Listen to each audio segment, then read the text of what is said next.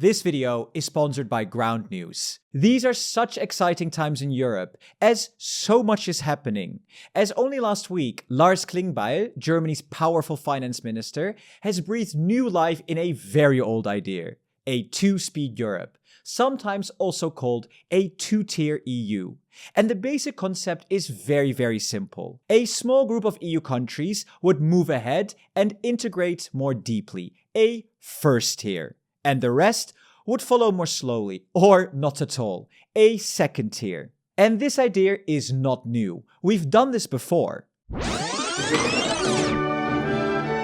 With Beethoven's Ode to Joy and with champagne, the supercurrency was launched. When the euro was introduced in 1999, only 11 countries joined at the very start. Others stayed out, either by choice or because they simply did not meet the criteria. Over the years, more countries joined, and today we have 21 EU members that use the euro, with Bulgaria only joining a month ago. Welcome to the club, Bulgaria. Now, Klingbeil is floating a very similar approach again. This time, he wants a small leading group, the so-called E6, to push the EU forward faster. And he actually met with them just last week. And we're not talking about some random club here. This is the EU's 6 biggest economies: Germany, France, Italy, Spain, the Netherlands, and Poland. The hope is that this group won't just talk, but they'd actually move first in a few very concrete ideas. And the big focus here is money. Klingbeil is the German finance minister after all,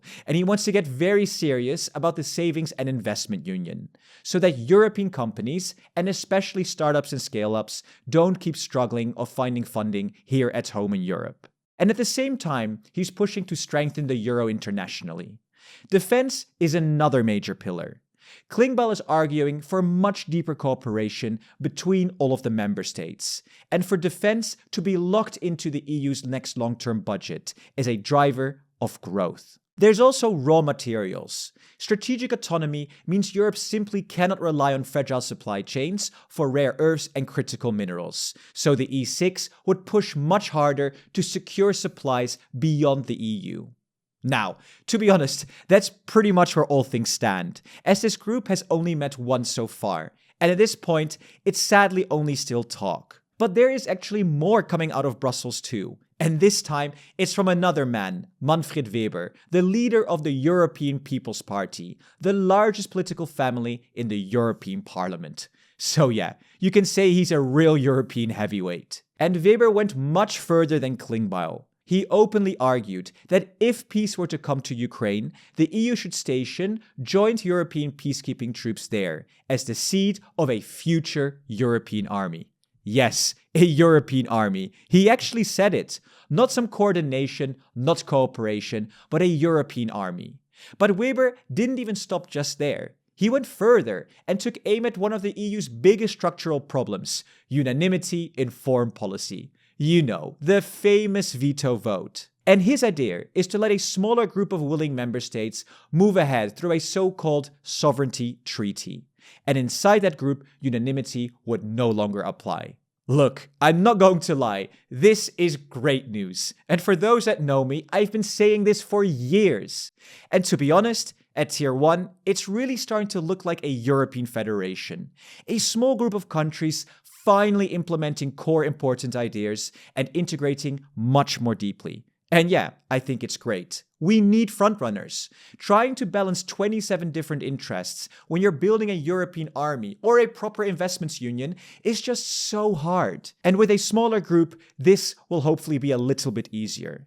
And of course, it's critical, super critical, that other countries can join later, so that this doesn't turn into a permanent second-class status for anyone not part of the E6 from the very start. So yeah, I'm a big fan of a two-tier Europe, and I would actually argue that we need even more tiers. But I'll get into this later in the video. Because not everyone is excited about this new development. A so-called two-tier Europe has been widely covered in the media by both left and right-leaning outlets. And surprise, surprise, everyone brings their own bias.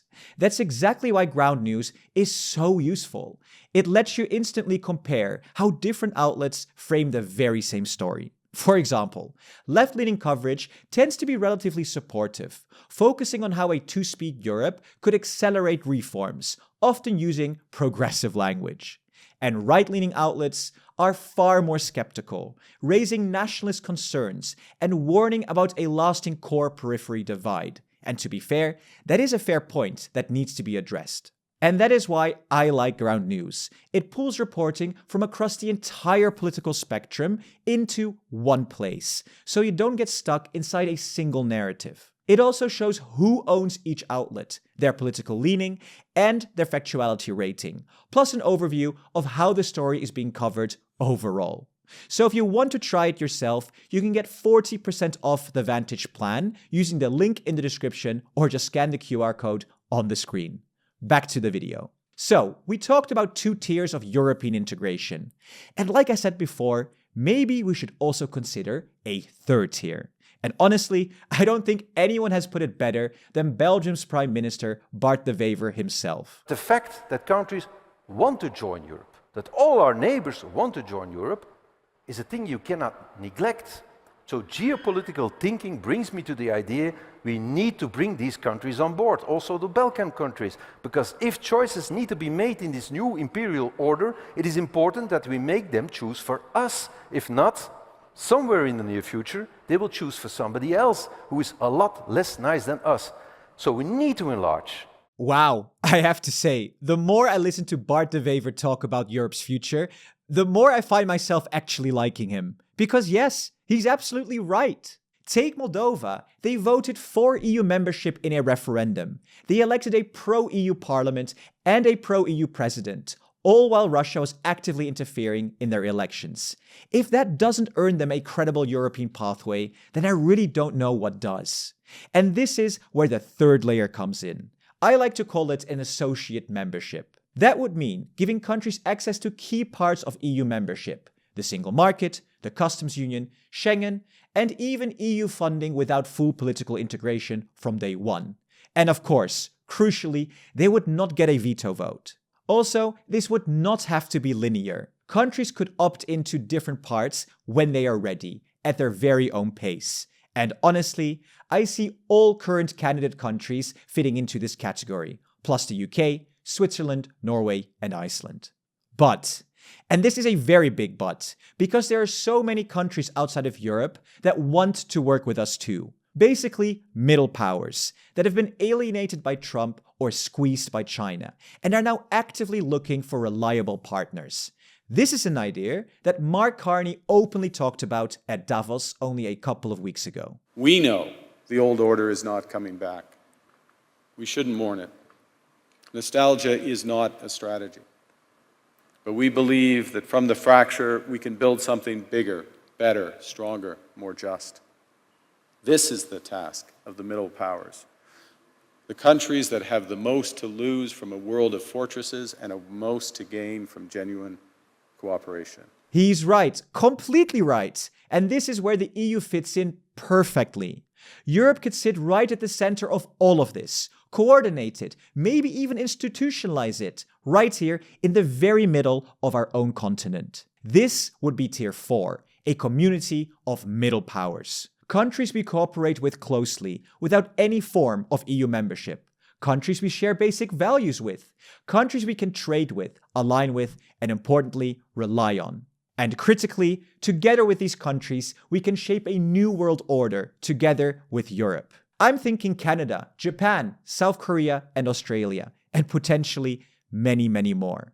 Okay, to make this a little bit more concrete, let's have a look at defense as an example, and how we could have different levels of integration across our tiers.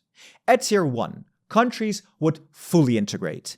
That means a unified foreign policy, a European army, and joint missions under a single command.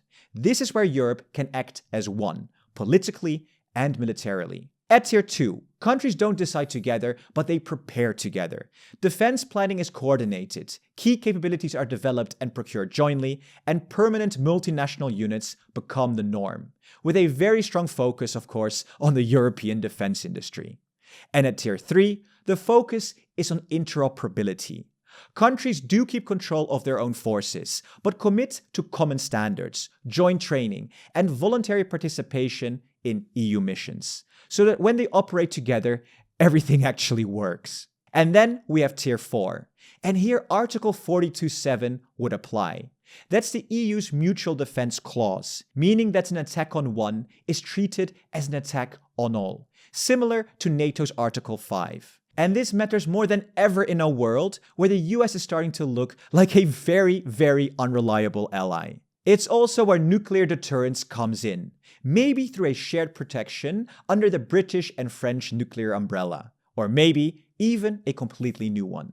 Now, I know that this video has been super heavy on opinion and a lot of theory, and it really only scratches the surface of this issue. There are so many open questions.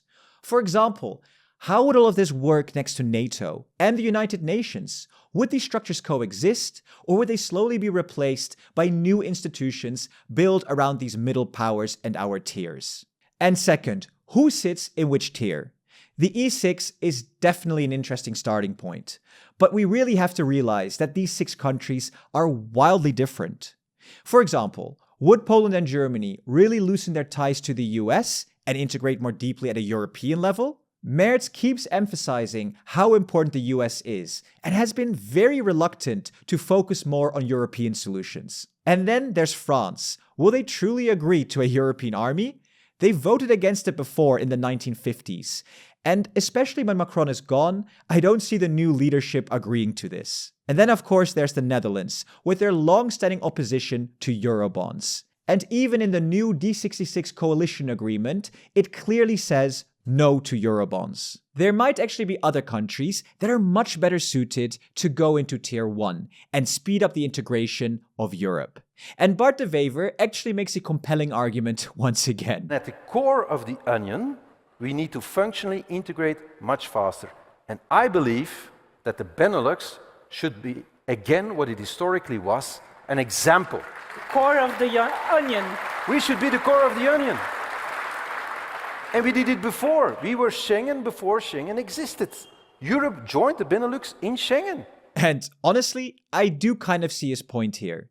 Integrating the Benelux deeply does seem politically easier than immediately doing the same with Italy, Poland, Spain, and Germany. But, and this is a big one, if these big European powers can integrate, then pretty much anyone can. But for now, we'll have to wait and see what happens. Nonetheless, I personally love this development. It really pushes our continent forward. But of course, it's very clear that there's a lot more to think about here. And I'd genuinely love to hear your thoughts in the comments below, so I can build on this model, challenge it, and refine it in further videos. Thank you so much for watching. And if you want to dig deeper into media bias and understand how stories are being framed, check out our sponsor, Ground News. You can get the Unlimited Access Vantage plan with 40% off by using the link in the description or scanning the QR code on the screen. Thank you so much to our presidents, Kristin Peter Clement Daniel Dev, Eupedia Giuseppe HEVD, J. Kiki Loxen, Maciej Mikael Rashid, Shauki Jan Stefan Unite Europe, Ave Europa, and Westervang. See you in the next video.